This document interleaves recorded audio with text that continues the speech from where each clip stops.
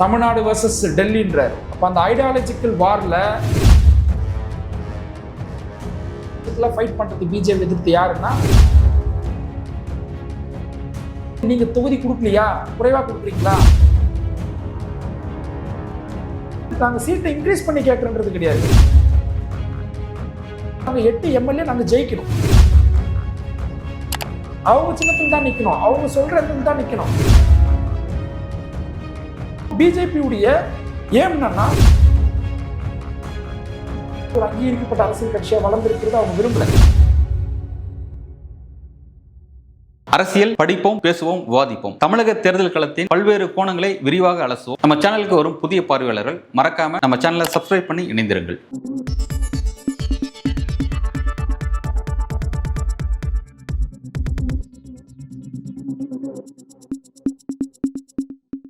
News focus Tamil நேயர்களுக்கு வணக்கம். இன்று நம்மோடு இணைந்திருக்கும் சிறப்பு விருந்தினர் விடுதலை சிறுத்தை கட்சியின் கொள்கை பரப்பு இணைச் செயலாளர் மோசஸ் அவர்கள். சார் வணக்கம். சார் வணக்கம். சார், திமுக கூட்டணியில நீண்ட நாள் அங்க வைக்கக்கூடிய கட்சியா விசிகா இருக்கு. குறிப்பா கொள்கை அறிவிலும் சரி, களப்போராட்டத்திலும் என்றுமே துணை நிற்கிறது விசிகா. ஆனா 3 கட்ட பேச்சுவார்த்தை முடிந்த பிறகும் இன்னும் ஏன் விசிகாக்கான தொகுதி பங்கீடு இறுதி செய்யப்படல? பின்னணி என்ன போயிட்டு இருக்கு சார் கூட்டணிக்குள்ள? கடந்த சட்டமன்ற தேர்தலில் இருந்த அதே சினாரியோ இப்போ இல்லை. திமுக கூட்டணியில் கூடுதலாக சில கட்சிகள் இணைஞ்சிருக்கிறாங்க. ஸோ அவங்களையும் சேர்த்து அக்கமடேட் பண்ண வேண்டிய தேவை இருக்குது. அதே சமயத்தில் நாங்களும் எங்களுடைய ஸ்ட்ரென்த் என்னன்னு எங்களுக்கு தெரியும். அதற்கு இணையான ஒரு தொகுதியை நாங்கள் கேட்டிருக்கிறோம்.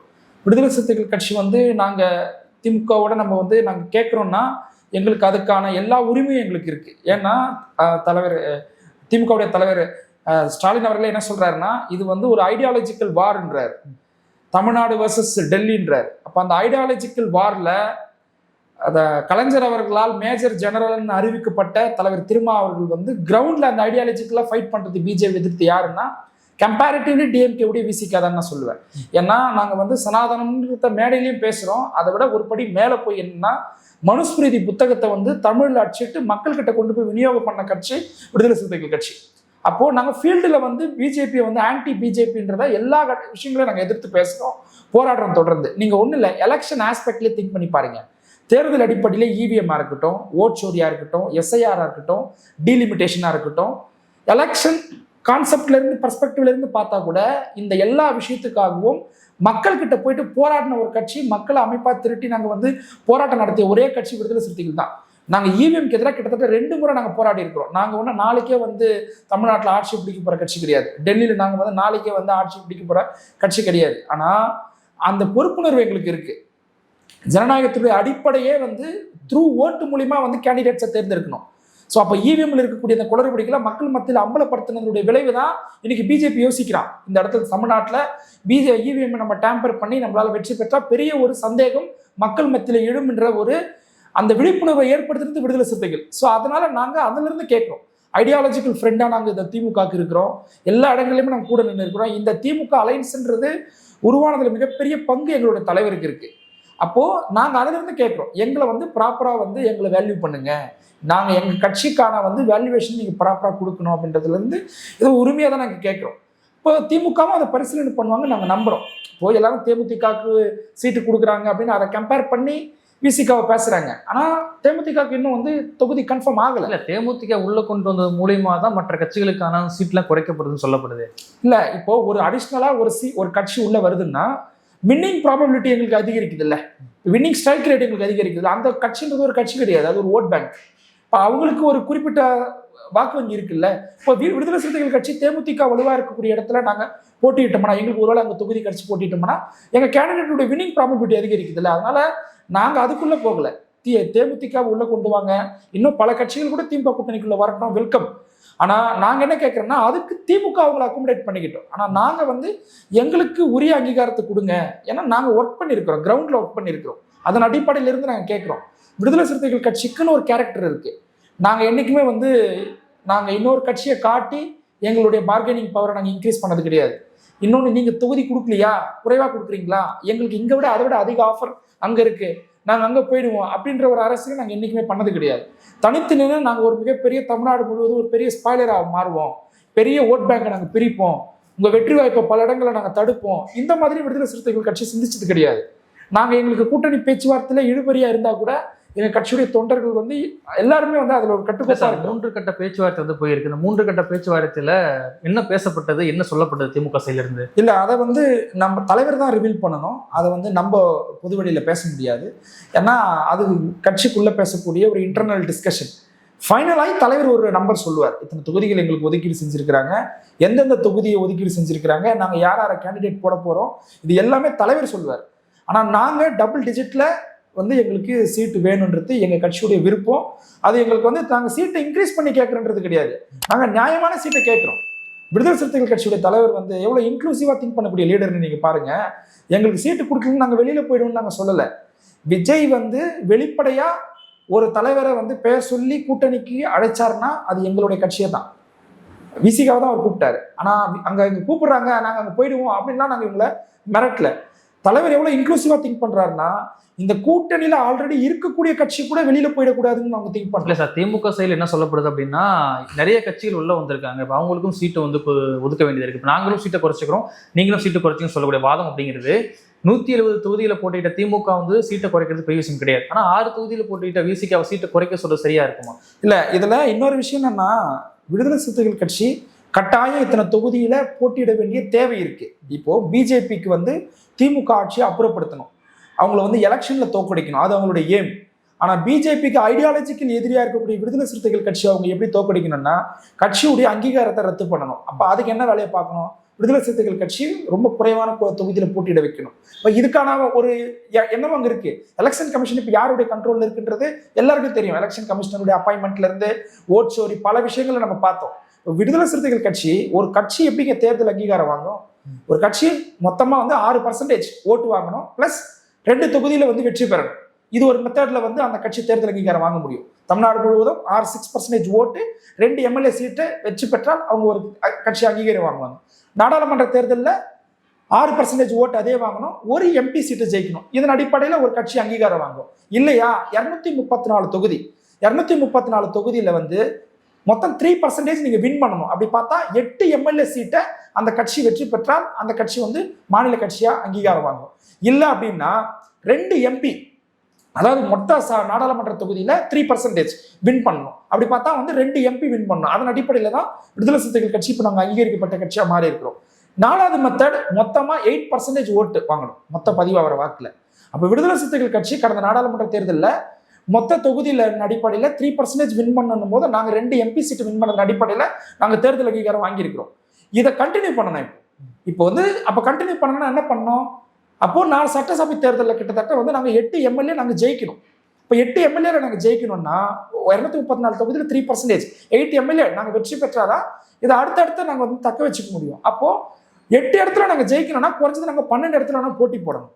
அப்போ விடுதலை சிறுத்தைகள் கட்சி நாங்கள் தேர்தல் அங்கீகாரத்தை நாங்கள் வந்து இழக்கக்கூடிய சூழல் எங்களுக்கு எதிர்காலத்தில் ஏற்படலாம். எலெக்ஷன் 5 வருஷத்துக்கு ஒரு முறை தான் வரும்.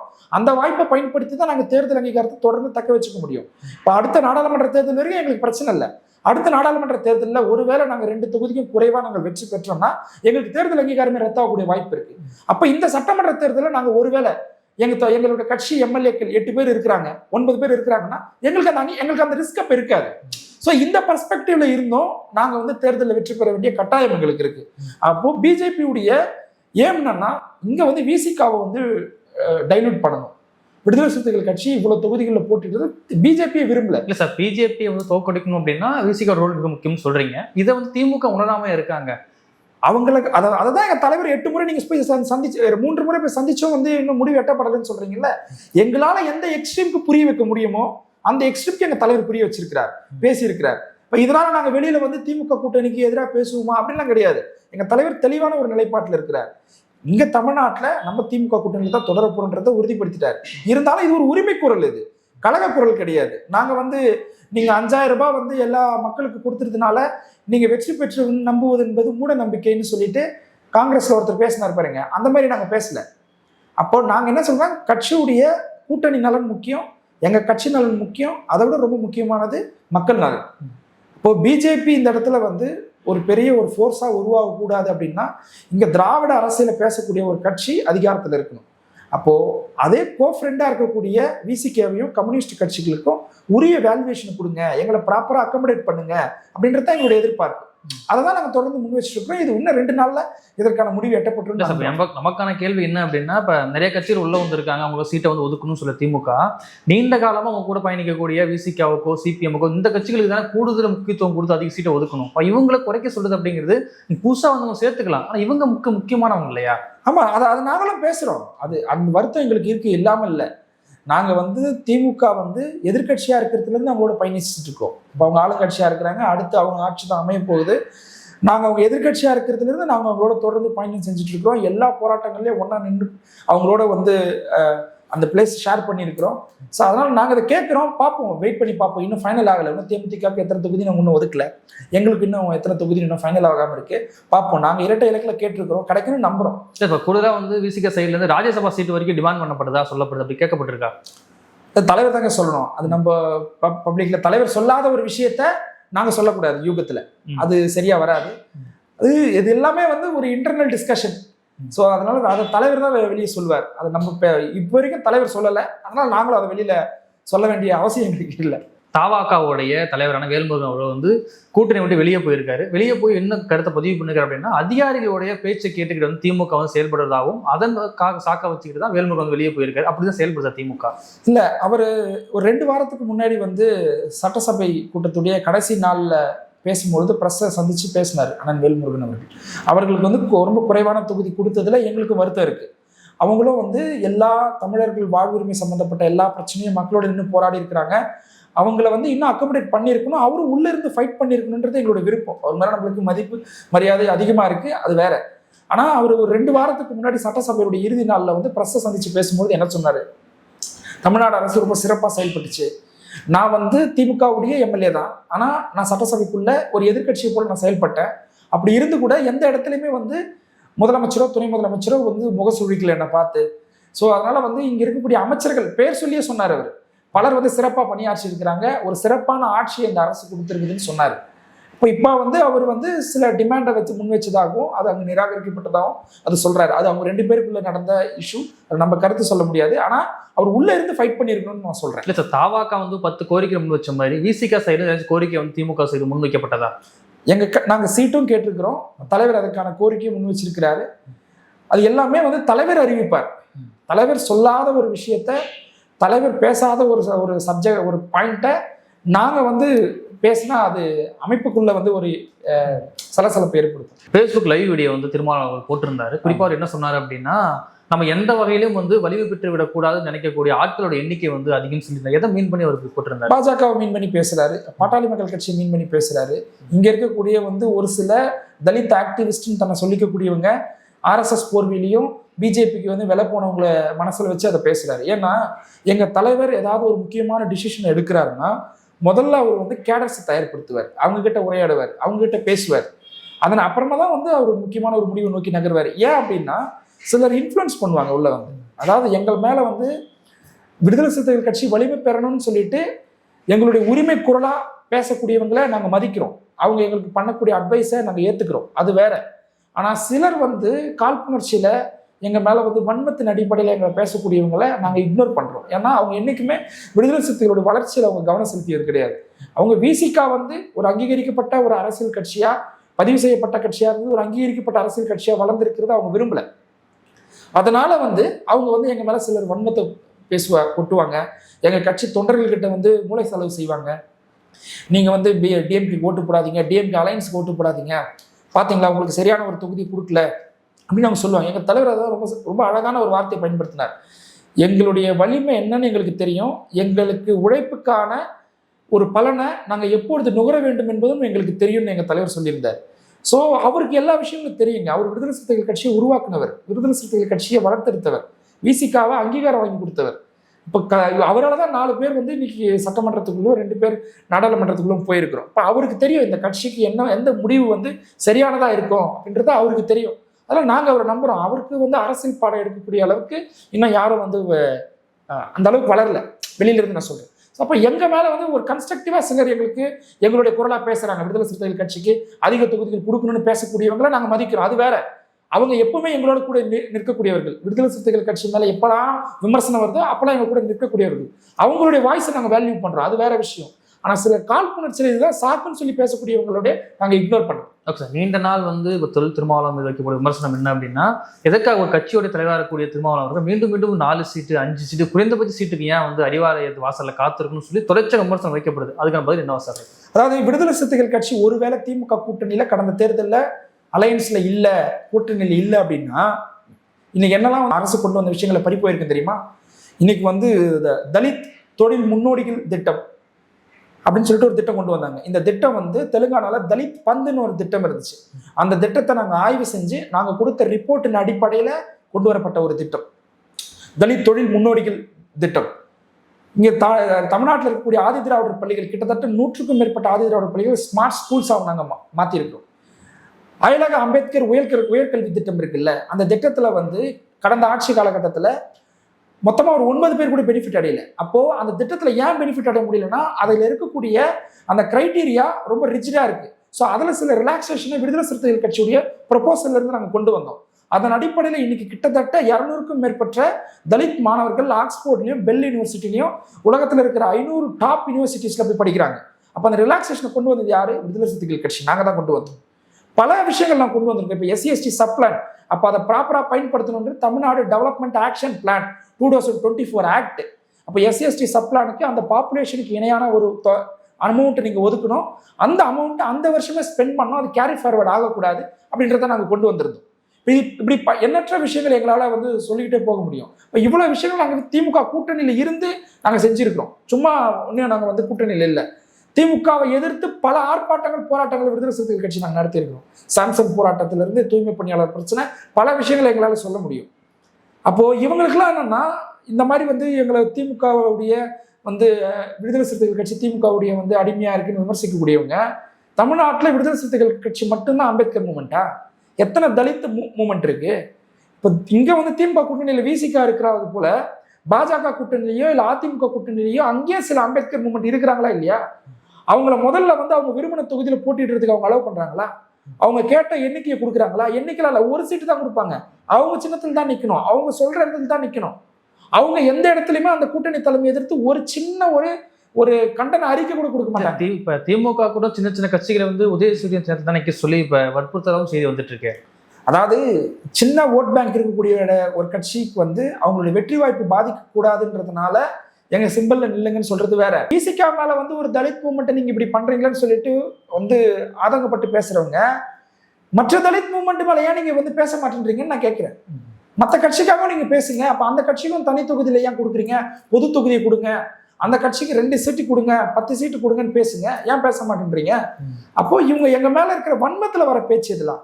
நாங்க திமுக அலைன்ஸ்ல இருந்துட்டு அமைதியா இல்லை, பல விஷயங்களை நாங்க வந்து செஞ்சு காட்டியிருக்கிறோம். அதனுடைய வெறுப்பு காரணமா சீட்டை குறைக்கிறாங்களோ, அந்த வாட்டி கேட்ட சீட்டை கொடுக்க மாட்டாங்களோ? அப்படி கிடையாது. அப்ப அது வந்து கிரெடிட் தானே. திமுக அரசுக்கு பெரிய வந்து தலித் மக்களுடைய ஓட்டு டிரான்ஸ்பர் ஆகிருக்குது பல இடங்கள்ன்றதை நாங்க சொல்லல, திமுக அமைச்சர்கள் சொன்னாங்க. ஏன் அந்த ஆட்சி பொறுப்பேற்றதுக்கு உடனே ஸ்டாலின் அவர்களே மேடையில வந்து எங்க தலைவரை வச்சுட்டு என்ன சொன்னாரு? இந்த ஆட்சி அமைச்சதுல மிக முக்கியமான பங்கு எங்க தலைவர் திருமாவர்களுக்கு காரணம் இருக்கு, அவருக்கு பெரிய ஒரு பொறுப்பு இருக்கு அப்படின்றத சொன்னாரா இல்லையா? அப்போ இந்த ஓட் டிரான்ஸ்பர் எப்படி நடக்குது? திட்டங்கள் மூலியமா. அப்ப அந்த திட்டங்களை யார் வந்து கொண்டு வருவதற்கு காரணமா இருக்கிறாங்க? பல கோரிக்கைகள் அதற்கு காரணமா இருக்கு. அந்த கோரிக்கையை முன்னெடுத்தது யாரு? விடுதலை சிறுத்தைகள் கட்சி. நாங்க கொடுத்தது கோரிக்கை அடிப்படையில் தான் இவ்வளவு விஷயங்கள் வந்து நடந்திருக்கு. அப்போ இது வந்து எதுவுமே செய்யல, எதுவுமே பண்ணலன்னா அது எப்படி? இல்ல, பண்ணையாரத்தன போக்கூட வந்து திமுக வந்து மற்ற கட்சிகள் அணுகுறாங்கன்னு சொல்லி ஒண்ணு இருக்கு. அப்படி அணுகுறாங்களா? 234 தொகுதியிலுமே வந்து ஜெயலலிதா அவங்க வந்து அவங்க சிம்பிள்ல தான் நிக்கணும்னு நிக்க வச்சாங்க. இது பண்ணையார் தானே இல்லையா? அப்ப இங்க அந்த மாதிரி ஏதாவது போக்கு இருக்கா? இதெல்லாம் அப்படி கிடையாது. இதை வந்து யார் சொல்றா? கூட்டணிக்கு உள்ள இல்லாத வெளியில இருக்கிறவங்க சொல்லக்கூடிய விமர்சனங்கள். கூட்டணிக்கு உள்ள இருக்கக்கூடியவங்க யாரும் அந்த மாதிரி பேசுறாங்களா? இப்படி சொல்றாங்களா? கிடையாது. இன்னைக்கு வரைக்கும் நாங்க சுமூகமா பேச்சுவார்த்தை நடந்துகிட்டு தான் இருக்கு. இன்னும் முடிவு எட்டப்படலை. வெயிட் பண்ணி பார்ப்போம். Okay sir. நீண்ட காலமா வந்து இது விசிகா மீது வைக்க விமர்சனம் என்ன அப்படின்னா, குறிப்பிட்ட ஒரு ஜாதிக்கான கட்சி, குறிப்பா தலித் கட்சி சொல்லப்படுது. ஆனா அதை உடைக்கிறதுக்கு பல முறை வந்து முயற்சி பண்ணி பொது தொகுதிகளை பல வாட்டி கேட்டிருக்காங்க. இந்த தேர்தலில் எத்தனை பொது தொகுதிகள் கேட்கப்பட்டிருக்கு? பொது தொகுதியில் நிற்கிறதுக்கு வாய்ப்புகள் இருக்கா? எங்கள் தலைவர் ஒவ்வொரு முறையும் தேர்தல் வரும்பொழுது நாங்கள் கூட்டணி குறித்து பேசும்பொழுதும் எங்களுக்கு ஒரு பொது தொகுதி கொடுங்க, நீங்கள் கொடுக்கக்கூடிய அந்த தனித்தொகுதியை குறைச்சிக்கிட்டு கூட எங்களுக்கு பொது தொகுதியை கொடுங்கன்னு தான் நாங்கள் கேட்குறோம். ஏன்னா எங்கள் மேலே ஒரு பிராண்ட் இருக்குது. எங்கள் மேலே வந்து எங்கள் கட்சியில் இருக்கக்கூடிய அதிக கேடர்ஸ் தலித் சமூகத்தை சார்ந்தவங்களா இருக்கிறாங்கன்றது உண்மைதான். ஆனா எங்க தலைவர் தலித் இஷ்யூஸ்க்கு மட்டும்தான் பேசியிருக்கிறாரான்னு கேட்டா அப்படி கிடையாது. ஒன்றும் இல்லைங்க, ரொம்ப சிம்பிள். சென்ட்ரலைஸ்டு யூனிவர்சிட்டிஸ்ல ஐஐடி ஐஐஎம் போன்ற யூனிவர்சிட்டிஸ்ல 27% ரிசர்வேஷனை வந்து இம்ப்ளிமெண்ட் பண்ணணும் ஃபேக்கல்ட்டி அப்பாயின்மெண்ட்ல. ஆனா ப்ரொஃபசர்ஸ் அப்பாயின்மெண்ட்ல, அசிஸ்டன்ட் ப்ரொஃபசர் அப்பாயின்மெண்ட்ல வெறும் 4% தான் வந்து இம்ப்ளிமெண்ட் பண்ணியிருக்கிறாங்க. அப்போ அந்த 27% எங்க இருக்குது, 4% எங்க இருக்குது? இதை எதிர்த்து பேசக்கூடிய ஓபிசி லீடர்னு சொல்லக்கூடிய அன்புமணி யாரோட கூட்டணியில் இருக்கிறாரு? மோடியோட கூட்டணியில் இருக்கிறார். அகில இந்திய மருத்துவ இடஒதுக்கீடுல ஓபிசி மக்களுக்கான இடஒதுக்கீடு மறுக்கப்படுதுன்றத ஃபர்ஸ்ட் ஐடென்டிஃபை பண்ணி பார்லிமெண்ட்ல பேசின தலைவர் எங்களுடைய தலைவர். பெரிய லிஸ்டா வச்சிருக்கேன் நான், ஓபிசிக்கு விசிகா என்னெல்லாம் பண்ணிருக்கு, தலைவர் என்னெல்லாம் செஞ்சிருக்கிறாருன்னு சொல்லிட்டு. அப்போ அந்த மக்களுக்காக நாங்கள் ஒர்க் பண்றோம், அந்த மக்களுக்காக நாங்கள் பேசுறோம், அந்த மக்களுக்காக வந்து எல்லா இடங்கள்லையுமே வந்து வழக்கு தொடுக்கிறோம். எல்லாமே செஞ்சாலும் எங்களை வந்து ஒரு பிராண்ட் பண்றாங்க, விடுதலை சிறுத்தைகள் கட்சி ஒரு தலித் மூவ்மெண்ட்ன்ற மாதிரி பிராண்ட் பண்றாங்க. இதை உடைக்கணும்னா பொது தொகுதியில நாங்கள் நின்று நாங்கள் வெற்றி பெறணும். தமிழ்நாட்டிலேயே ஒரு எலக்டோரியல் பாலிடிக்ஸ்ல பொது தொகுதியில் நின்று வெற்றி பெற்ற ஒரே அம்பேத்கர் மூவ்மெண்ட் விசிகா தான். நாங்கள் தான் 2 பொது தொகுதியில வந்து நின்று வெற்றி பெற்றிருக்கிறோம். விச் மீன்ஸ் ஜெனரல் கம்யூனிட்டி எங்களை அங்கீகரிக்க ஆரம்பிச்சிருக்கிறாங்க, நான் தலித்ஸ் எங்களை அங்கீகரிக்க ஆரம்பிச்சிருக்கிறாங்க. எங்க கட்சியில் இருக்கக்கூடிய 34 மாவட்ட செயலாளர்ல நாங்க ஒரு குறிப்பிட்ட பர்சன்டேஜ் நான் தலித் தான் மாவட்ட செயலாளராக இருக்கிறாங்க. அப்போ எங்களுக்கு நீங்க சீட் அலோகேஷன் பண்ண முடியும், எங்களுக்கு ப்ராப்பரான ஜெனரல் தொகுதி கொடுங்க அப்படின்னு கேட்க வேண்டிய பொறுப்பும் எங்களுக்கு இருக்கு, அதுக்கான உரிமை எங்களுக்கு இருக்கு. அதை செஞ்சு கொடுக்க வேண்டிய பொறுப்பு திமுகக்கு இருக்கு. இப்போ பொது தொகுதியில் நாங்க திமுக கூட்டணியில் தொடர்வதற்கு இது ரொம்ப முக்கியமான ஒரு காரணம். எங்க மேல இருக்கிற அந்த அடையாளத்தை அளிக்கக்கூடிய ஒரு காரணம். மற்ற அரசியல் கட்சியுடைய கேடர்ஸ்க்கெல்லாம் ஒரு கொடியேற்றுறதோ, ஒரு செவர் விளம்பரம் செய்யறதோ, ஒரு தோரணம் கட்டுறதோ, ஒரு பொது இடத்துல போயிட்டு ஒரு பேனர் வைக்கிறதோ, ஒரு கல்வெட்டு வைக்கிறதோ, இதெல்லாம் ஒரு பொலிட்டிக்கல் ஒர்க்கு. பெரிய வந்து உடல் உழைப்பு கொடுத்தா போதும். ஆனால் விடுதலை சிறுத்தைகள் கட்சி நாங்கள் இதை செய்யணும்னா எங்களுக்கு பெரிய உளவியல் தாக்குதல் நடக்குது. நாங்கள் ஊருடைய மையப்பகுதியில் போயிட்டு ஒரு மீட்டிங் நடத்தணுன்றது ஒரு பெரிய அச்சீவ்மெண்ட் எங்களுக்கு. ஒரு கொடிக்கம்பை ஏற்றிட்டு வந்தால் அந்த கொடிக்கம்பை வந்து பாதுகாப்பாக இருக்குமான்றது பெரிய கேள்விக்குறியா இருக்கு. அதை யார் பண்றா? ஒட்டுமொத்த நான் தலித்தும் ஒன்று சேர்ந்து அதை பண்ணல. அங்க இருக்கக்கூடிய ஃபியூ மைனாரிட்டி கேஸ்டிஸ்ட் பீப்புள்ஸ். இப்போ ஊர் பகுதியில் ஒரு 100 பேருக்கு 100 குடும்பம் இருக்குதுன்னா அந்த கேஸ்ட் பிரச்சனையை ப்ரொவோக் பண்ணக்கூடியவன் மைனாரிட்டி தான். அதுல இருந்து நீங்க பாத்தீங்கன்னா ஸோ அப்போ அந்த இடத்துல அந்த மக்களுக்கான ஒரு பிரதிநிதியாகவும் நாங்கள் வந்து மாறுவதற்கான முயற்சி செஞ்சுட்டு இருக்கிறோம். அதற்கான உரிமை எங்களுக்கு இருக்கு. எங்க ஓபிசியோட இடஒதுக்கீடு மண்டல் கமிஷன்ல நடைமுறைப்படுத்தும் பொழுது ஏதாவது ஒரே ஒரு அம்பேத்கர் மூவ்மெண்ட் அதை எதிர்த்து போராடினாங்கன்னு நீங்க சொல்லுங்க பார்ப்போம். ஆனா அதை எதிர்த்து போராடின பேசின ஒரு கட்சி அது பிஜேபி. இன்னைக்கு அந்த பிஜேபி கூட தான் போயிட்டு இந்த ஓபிசி லீடர்னு சொல்லக்கூடிய அன்புமணி போய் கூட்டணியில் இருக்கிறார். அப்ப சொல்லுங்க, இவர் ஓபிசிக்கான லீடரா இருப்பாரா? எப்படி இருக்க முடியும்? ஜாதிவாரி கணக்கெடுப்பு தமிழ்நாட்டு கவர்மெண்ட் கிட்ட கேட்கிறார். கேஸ்ட் சென்செக்ஸ் வேற, கேஸ்ட் சர்வே வேற. அப்ப நீங்க ரிசர்வேஷனை என்ஹான்ஸ் பண்ணி கொடுக்கணும்னா சர்வேயின் அடிப்படையில் கொடுக்க முடியாது, சென்செக்ஸ் அடிப்படையில் தான். தமிழ்நாட்டுக்கு தான் அந்த உரிமை கொடுக்கப்பட்டிருக்கலாம், அப்படி கணக்கெடுப்பு எடுக்கலாம்னு சொல்லி அதுதானே வேல்முருகன் அவர்கள் முன்வைக்கிறாரு. இல்ல அப்படி கிடையாது. அது ரொம்ப வந்து ஒரு மைனியூட்டான லீகல் பார்வை என்னன்னா, ஒரு சர்வே எடுப்பாங்க, அந்த சர்வேயின் அடிப்படையில் கவர்மெண்ட் ஸ்கீம்ஸ் இருக்குல்ல, அதை இம்ப்ளிமெண்ட் பண்றதுக்கு that survey will be helpful, அது ஹெல்ப் பண்ணும். ஆனா நீங்க சென்சஸ் எடுத்தா மட்டும்தான் நீங்க ரிசர்வேஷனை என்ஹான்ஸ் பண்ணி கொடுக்க முடியும். சாதிவாரி மக்கள் கணக்கெடுப்பு நடத்துன்னு சொல்றதுக்கான அப்ஜெக்டிவ் என்ன? அதன் அடிப்படையில் எங்களுக்கு ரிசர்வேஷன் கொடுங்கன்னு கேட்கறது, அதுதான் அப்ஜெக்டிவ். அப்போ அந்த ரிசர்வேஷன் கொடுக்கணும்னா சர்வே ஹெல்ப் பண்ணாது, சென்செக்ஸ் தான் ஹெல்ப் பண்ணும். அப்போ அப்படி சர்வே எடுத்து ரிசர்வேஷன் கொடுத்த ஒரு எக்ஸாம்பிள் ஸ்டேட் பீகார். நீதிமன்றத்தில் ஜுடிஷியல் ரிவ்யூவில் அது என்னவாக்கப்பட்டுச்சு? இல்லாமல் போயிடுச்சு இல்லை. இப்போ தமிழ்நாடு கவர்மெண்ட் அதுக்கு ஒரு பெரிய ஃபண்டை செலவு பண்ணி எடுத்தா கூட ரிசர்வேஷன் என்ஹான்ஸ் பண்ணுறாங்கன்னா கோர்ட்டுக்கு போவாங்க. கோர்ட்டுக்கு போனாங்களா என்ன ஆகும்? அது நல் அண்ட் வாய்ட் ஆகிடும். இப்போ இவங்க 10.5% இடஒதுக்கீடு இவங்க அப்படி கொடுத்தது தான். ஒரு ரிசர்வேஷனை நீ இன்க்ரீஸ் பண்ணி கொடுக்கணும்னா அதுக்கு ப்ராப்பரான ஒரு கமிஷன் பேக்கப் இருக்கணும், ஒரு சர்வே இருக்கணும், ஒரு சென்செக்ஸ் ரிப்போர்ட் இருக்கணும், ஒரு ரெக்கமெண்டேஷன்ஸ் இருக்கணும். இதெல்லாம் இல்லாமல் நீங்கள் ரிசர்வேஷனை உயர்த்தினீங்கன்னா அது நீதிமன்றத்தில் இல்லாமல் போயிடும். அப்போ நீ கேஸ்ட் சென்செக்ஸ் எடுத்தா தான் ரிசர்வேஷன் அதிகரிக்க முடியும், அதுதான் லீகலாக பண்ண முடியும். இப்போ கேஸ்ட் சென்சஸ் எடுக்கக்கூடிய அதிகாரம் யாருக்கு இருக்கு? ஸ்டாச்சுட்டரி பார்த்தோன்னா யூனியன் கவர்மெண்ட் கிட்ட இருக்கு. இப்போ யூனியன் கவர்மெண்ட் இருந்துச்சா இந்தியா முழுவதும் எடுக்கலாம், இல்லை ஆல்ரெடி எடுத்திருக்கிறாங்கல்ல, அதையெல்லாம் வெளியிடலாம்ல, அதையும் செய்ய மாட்டாங்க. ஏன் செய்ய மாட்டாங்கன்னா, நீங்க உயர் பதவிகளில் யார் இருக்கிறான்னு நீங்க பாருங்க. கவர்னர் யார் இருக்காங்க? எந்த கம்யூனிட்டி சார்ந்தவங்க அதிக பேர் கவர்னராக இருக்கிறாங்க? High court judges, chief justice, secretaries, directors, இவங்கெல்லாம் வந்து யார் இருக்காங்கன்னு நீங்க பாருங்க. அப்போ அவங்கெல்லாம் எந்த கம்யூனிட்டியை சார்ந்து இருக்கிறாங்கன்னு நீங்க பாருங்க. எல்லாருமே வந்து இடபிள்யூஎஸ் வகையாராக்கள் தான். அப்போ அந்த பிஜேபின்றதே வந்து அந்த உயர் சாதிகளுக்கான ஒரு கட்சி. ஆனா வந்து சும்மா நேம் ஷேக்கு ஒரு சிலரை வந்து அவங்க அதிகாரத்துக்கு கொண்டு வருவாங்க. குறிப்பாக பேசும்போது சொன்னீங்க ஜாதிவாரி கணக்கெடுப்பு எவ்வளவு முக்கியம் அப்படின்னு. இப்ப நாம் தமிழ் கட்சியோடைய சீமான் அவர்கள் தேர்தல் அறிக்கை வந்து வெளியிட்டிருக்காரு. குறிப்பா என்ன சொல்றாரு அப்படின்னா, நான் ஆட்சிக்கு வந்துட்டேன் அப்படின்னா ஜாதி அடிப்படையில் இருக்கக்கூடிய இடஒதுக்கீடு வந்து ஒழிச்சு கட்டிட்டு தமிழ் குடி அடிப்படையில் இடஒதுக்கீடு கொண்டு வருவேன்னு சொல்லி ஒரு முறையை கொண்டு வராரு. முறை எப்படி பாக்குறீங்க? அதாவது இங்க மேல்பாதி இஷ்யூ வந்து மொழி அடிப்படையில் நடந்த பிரச்சனையா? கோகுல்ராஜ் வந்து கொலை, கவின் படுகொலை செய்யப்பட்டது, சங்கர் படுகொலை செய்யப்பட்டது, இதெல்லாம் வந்து மொழி அடிப்படையில் நடந்த பிரச்சனையா? தண்ணி தொட்டிக்குள்ள மலத்தை கலக்குறாங்க, அது வந்து மொழி அடிப்படையில் நடந்த பிரச்சனையா? கோயிலுக்குள்ள போக முடியல, இதெல்லாம் மொழி அடிப்படையில் ஏற்படக்கூடிய பிரச்சனை. நீ இந்த மொழியை பேசக்கூடியவன் அதனால கோயிலுக்குள்ள வராத, அதன் அடிப்படையில் ஏற்படுகிற பிரச்சனையாங்க. 4 நேரி சம்பவம் வந்து மொழி அடிப்படையில் ஏற்பட்ட பிரச்சனையா? இந்த பிரச்சனைக்கு பின்னால் இருக்கக்கூடிய இஷ்யூ கோட்பாடு என்ன? இப்போ சாதி அடிப்படையில் தான் இங்கே டிஸ்கிரிமினேஷன் இருக்கு. அப்போ அந்த கேஸ்ட் டிஸ்கிரிமினேஷனை ஒழிக்கணும்னா கேஸ்ட் ரிசர்வேஷன் தான் அதுக்கு ப்ராப்பரான ஒரு மெத்தடாக இருக்கும். அப்போ நீங்கள் அதை வந்து நான் ஒழிச்சிட்டு நான் வந்து மொழி அடிப்படையில் இடஒதுக்கீடு கொண்டு வருவேன்னா அப்போ எல்லா தமிழ் பேசக்கூடியவங்களும் உள்ளே போயிட்டு அர்ச்சனை செய்ய முடியுதா? கோயிலுக்குள்ளே போக முடியுதா? உள்ளே இருக்கிற அந்த அர்ச்சகரும் தமிழ் பேசுவார், வெளியில் கோயிலுக்கு வெளியில் இருக்கிற தலித்தும் வந்து தமிழ் பேசுவாங்க. அவங்களால அர்ச்சகராக முடியுமா? அப்போ இங்கே வந்து கேஸ்ட் கிரைம் வந்து எதன் அடிப்படையில் நடக்குது? இந்த சோஷியல் டிஸ்கிரிமினேஷன் எதன் அடிப்படையில் உருவாச்சு? புரட்சியாளர் அம்பேத்கருடைய புகைப்படத்தை அவங்களுடைய வந்து இந்த தேர்தல் அறிக்கை புத்தகத்தில் போட்டிருக்கிறாங்க. ரொம்ப பார்க்கும்போது ரொம்ப பெருமையாக இருந்தது. உள்ளே போய் படித்து பார்த்தா அவ்வளவும் ஆர்எஸ்எஸ் உடைய தத்துவங்களுக்கு வந்து உயிர் கொடுத்துருக்குறாங்க. அவன் கேஸ்ட் ரிசர்வேஷனை எதிர்க்கிற அமைப்பு யாருங்க இந்தியாவிலேயே? கேஸ்ட் ரிசர்வேஷன் இருக்கக்கூடாதுன்னு சொல்லக்கூடியவங்க யாருங்க? அப்போ அவங்களுடைய வாய்ஸாக தான் சீமான் வந்து பிரதிபலிக்கிறார். அப்போ மொழி அடிப்படையில் இடஒதுக்கீடு கொடுக்கணும்னா லிங்குஸ்டிக் ரிசர்வேஷன் என்றது லிங்குஸ்டிக் பேஸ்லேயே அங்கே இங்கே வந்து சாதி கொடுமைகள்லாம் நடக்குது. அப்படி அடிப்படையில் பார்த்தா அப்போ யார் தமிழர் அப்படின்றத இவர் எப்படி கிரைட்டீரியா பண்ணுவார்? தாய் வழி வந்த சமூகம் தான் தமிழ் சமூகம்ன்றத சீமான் ஏற்கிறாருன்னா சீமானுடைய பிள்ளைகளே தமிழர்கள் கிடையாது. அவருடைய மனைவி அவங்களுடைய அம்மா யாருன்றத பாருங்க.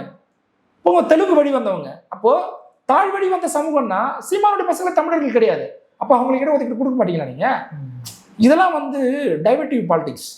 ஒரு இஷ்யூவை நோக்கி நம்ம வந்து மக்களை வந்து அரசியல்படுத்துகிறோம், ஒரு இலக்கை நோக்கி நம்ம வந்து தமிழ்நாட்டில் வந்து பண்படுத்தி கொண்டு போகிறோம்னா அதை எதிர்க்கக்கூடிய ஒரு வேலையை செய்வாங்க. நான் என்ன கேட்குறேன், சென்ட்ரலைஸ்டு யூனிவர்சிட்டிஸில் வந்து கிட்டத்தட்ட வந்து 100க்கும் மேற்பட்ட மாணவர்கள் வந்து தற்கொலை பண்ணிக்கிட்டு இறந்துருக்கிறாங்க. இதுக்கு மிக முக்கியமான ரீசன் என்னன்னா, சென்ட்ரலைஸ்டு யூனிவர்சிட்டிஸில் இருக்கக்கூடியவங்க வந்து அந்த ஃபேக்கல்ட்டி அப்பாயின்மெண்ட்டில் வந்து 3/4 பேர் வந்து இந்த உயர்ஜாதி சார்ந்தவங்கள தான் இருக்கிறாங்கன்னு சொல்கிறாங்க. அதுதான் ரிப்போர்ட் சொல்லுது. நான் சொன்ன அந்த 27% ரிசர்வேஷன் பிரகாரம் அங்கே ஃபேக்கல்ட்டி அப்பாயின்மெண்ட் இல்லை. அப்போ யார் இருக்கிறா? 90% வந்து பார்ப்பனர்கள் தான் இருக்கிறாங்க சென்ட்ரலைஸ்டு யூனிவர்சிட்டிஸில்.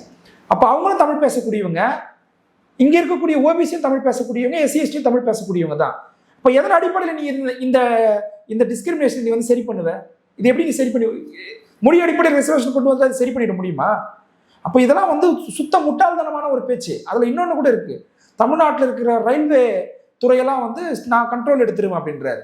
எப்படி பண்ண முடியும்? அது ஜிஎஸ்டி நான் வந்தால் நீ வந்து கலெக்ட் பண்ணிட முடியுமா அப்படின்றாரு. அது ஒரு சிஸ்டம்.